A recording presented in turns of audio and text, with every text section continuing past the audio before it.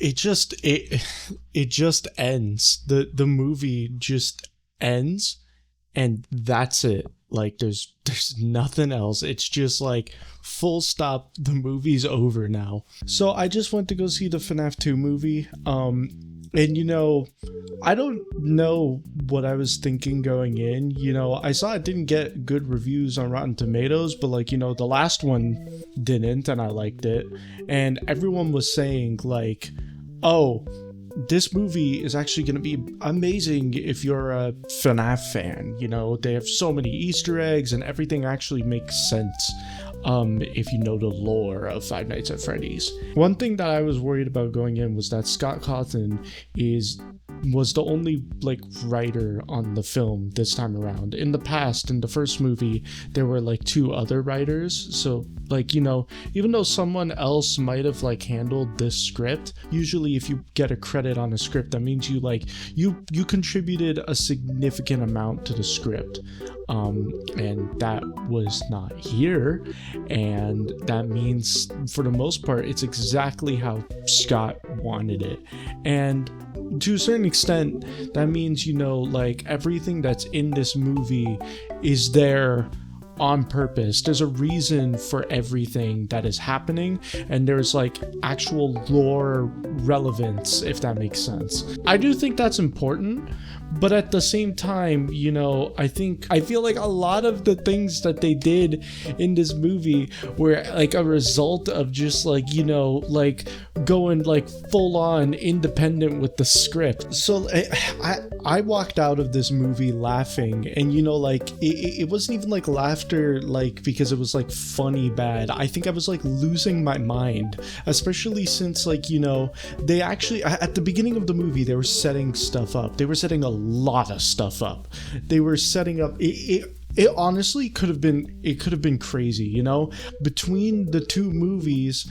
It seems like these characters actually developed more, and they were all going into their own niches. Abby is getting into robotics and stuff. Mike is he's kind of technically he's regressing to a certain extent to being very, very overprotective, and he becomes very distrusting. And I think that's interesting, especially since despite his better judgment, he gets forced into all of these situations where he has to think on his feet again, even though he's done literally everything to prevent that from happening. And then Vanessa dealing with the trauma. I was really excited to see how they were going to tackle this in the film, and they don't tackle it at all. In fact, they dealt with it in the worst way possible, because nothing gets solved, and the movie hard stops. It's crazy. Again, I think the biggest problems I have,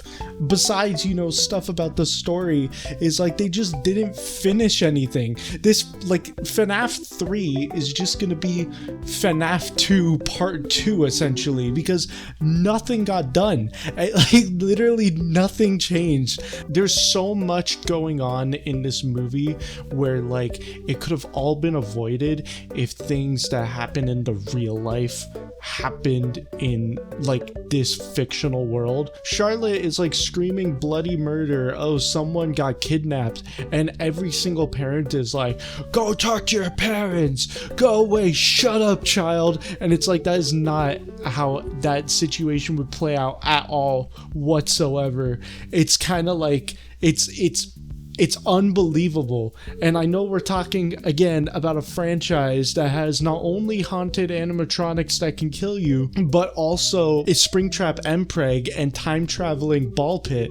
But to a certain extent, this is so unreal. It's unrealistic because it's something that should be so simple to incorporate, and yet it doesn't happen. It just so happens when everyone is trapped or surrounded by the toy animatronics, the cavalry comes in, the FNAF 1 oh my god, they did a cavalry scene with the original. It was so I was cringing the whole time. Right? Literally, the only good thing about the fact that the old animatronics from the first movie, technically they're the new ones, but the animatronics from FNAF 1 coming back, the only good thing about that is that I now know that like Jim Henson's Creature Shop didn't like modify or scrap these suits for a cost saving measure. I know that sounds weird because if you know anything about Jim Henson's Creature Shop, they keep everything, but I remember there was like early reports that they were just gonna like completely get rid of just like, well, not get rid, but they were gonna make the withered animatronics out of these like original like FNAF 1 characters, and that would have sucked because that means they would have basically not have an original reference for the FNAF 1 animatronics anymore, which would have been devastating. Although I'm really happy that they do still exist, even though we're probably never gonna see them in the film again. I've been like recording for a little bit, like this is just a really long rant, but the funny thing is, for the most part, my issues with the movie is that there are a lot of things that they do in the movie that on a surface level makes sense, but when you actually think about it for more than 5 seconds, it doesn't really work. And what sucks is parts of the movie where I had the most fun were like at the beginning, where there was that flashback scene with the marionette. That was pretty cool, except for the part where it's like, shut up little kid, like what was that about? But then also I think the other times I was actually kind of having fun was when I recognized stuff. I was literally like in the theater like, I recognize that thing, I know what that is, and I like it. Like literally it cold opens with like the fanverse fan games in like the arcade, which is really cool. And you know, they also have they also have Shadow Bonnie in there too. Like you see it for all of a second. It's literally just something that they threw in there because they knew FNAF fans were going to be in there, and that was cool. But then I'm just sitting here like, well, that's cool and all, but like that accounts for like maybe 5 minutes max, you know? Like you have the flashback scenes, which probably could be bundled up into 5 minutes, and then Shadow Bonnie is there for like all of a second, so it still is basically just 5 minutes. It really, that ending really like bunged it up for me, because like, you know, it feels like 3/4 of the movie was there, and like if they just had to wrap it up. I know the plan was always, we're gonna go to FNAF 3, but that doesn't mean you don't like finish the story. Across the Spider-Verse is gonna like be followed up on. Technically speaking, there are a lot of like cliffhangers and stuff, but that felt like a complete movie, you know? Like there was a beginning, middle, and end. Everyone kind of had their own individual arcs in the movie, whereas here nothing changes fundamentally from the beginning of the movie, except that, you know, some animatronics got destroyed, and it just ends. That's the big problem. No one solves anything, and it just ends. I was honestly shocked when the end credits came up.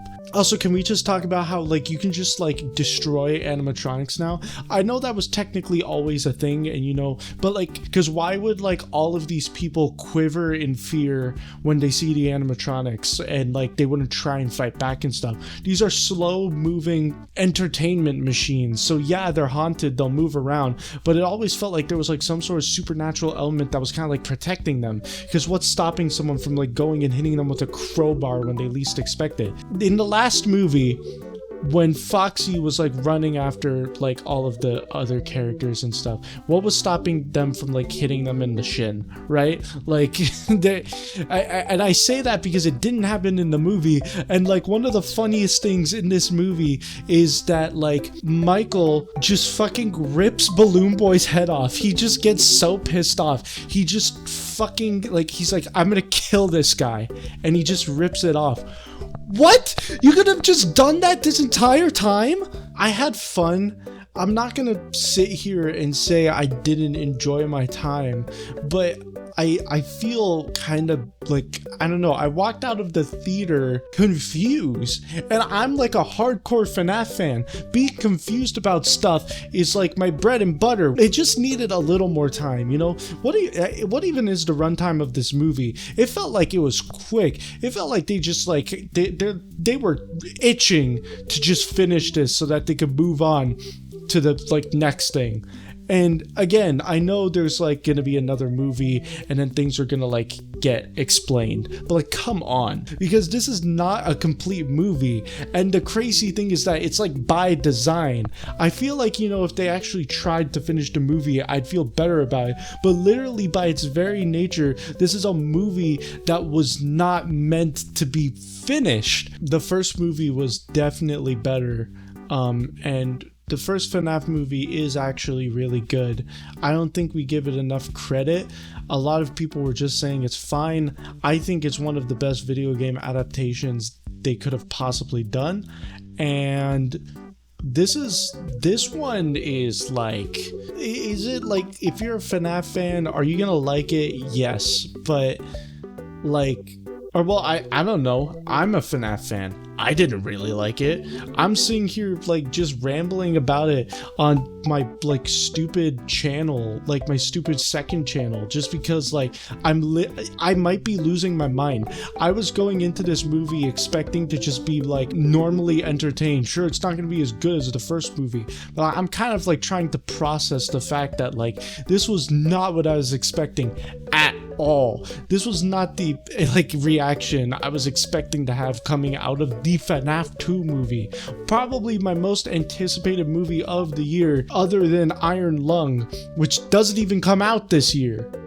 I liked the plushie going, that was funny. Opa.